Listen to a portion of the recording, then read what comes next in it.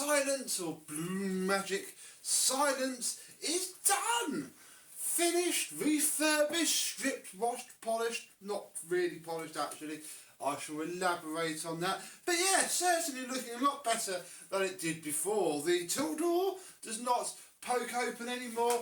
The hose is now intact. Yes, this little thing came up very well indeed. And we're going to have a look at it and see what it looks like and how it works like now.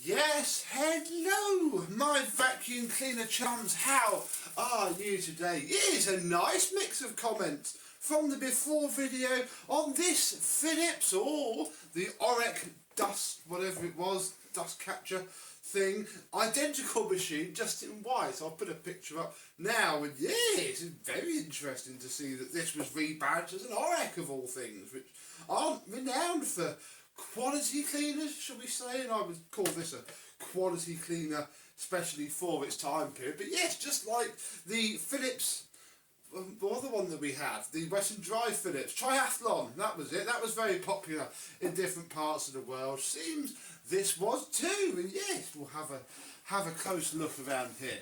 If we lift up the tool lid, which lifts up like this now, we will see that we still only have a crevice tool because we haven't found any more tools for it. But yeah, what it does do is shut and stay shut, and we achieved this with magnets and hot glue. Look, there are some magnets sat in there, and there are also some magnets up at the top, and yes, that makes it sit down, so we don't have to have an elastic band or tape or anything. It's really rather nice. We've also obviously got our HEPA flow modification from the last video, that is still here, and even behind that we have our nice washed pre-motor filter. Pop that down there. And yes, it's spotless really. I can see now where the actual proper bag holder should be. Apparently there was a cage that lifted in and out, which I don't have.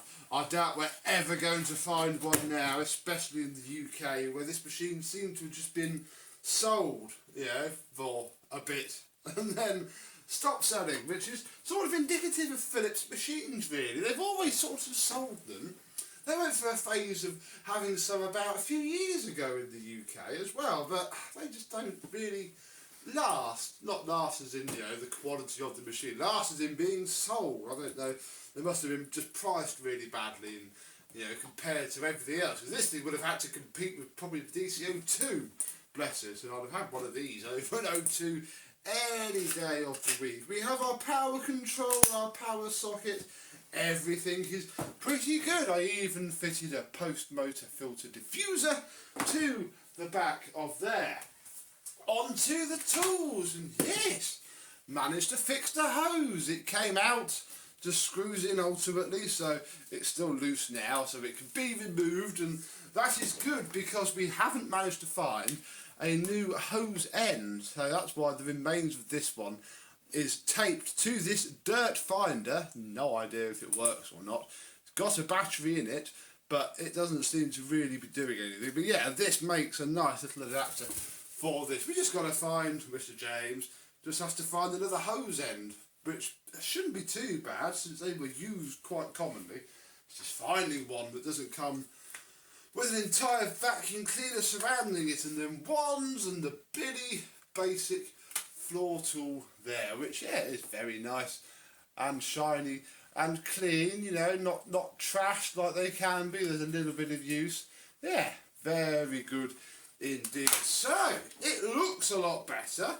Certainly doesn't need various bits of tape and whatnot to surround it and put it in and make it work. So let's plug it in and see how it goes.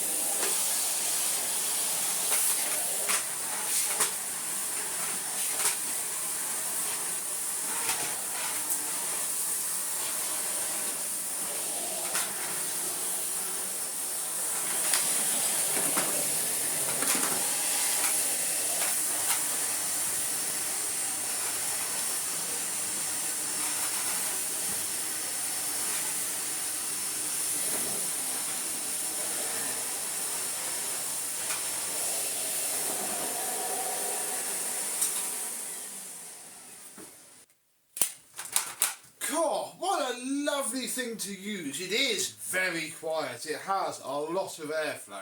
But this doesn't seem to be working. It's acoustic sensors. There's one either side on here. And yeah, it doesn't do anything. There's no on-off switch.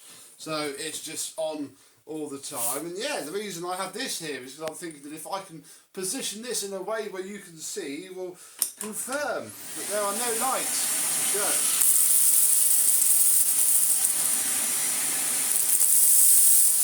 Yeah.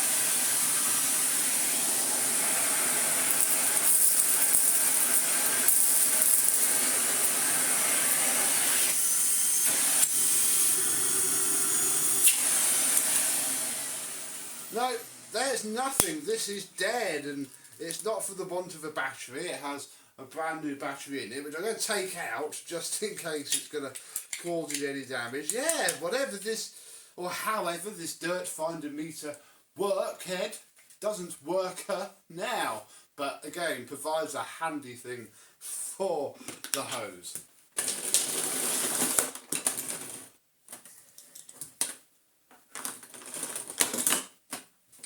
So there we have it, Mr. James's Philips Turbo Silence TC739/A. A quite rare vacuum really. The higher end Philipses were never really that popular, so to see one, let alone be able to touch one, use one, experience one, is something else. And yes, this is from the era with big but lazy, slow, quiet running motors. There's not a lot of sound deadening in this. The motor sits inside of a housing, but then just sits inside of there quite normally, and yet it's really, really, really, really quiet. It's a shame that they didn't, carry on that more with the lower wattage motors, because it probably would have worked quite well. Oh, my phone is ringing.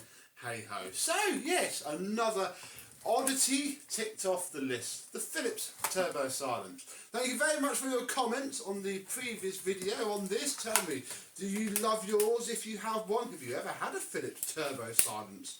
I'd imagine there were different ones in the range. This is the Blue Magic. I'd imagine there were some other ones, but this one is what we have now. So, thank you very much for watching. I hope you've enjoyed, and but probably not this Philips. We'll see you soon. Bye bye.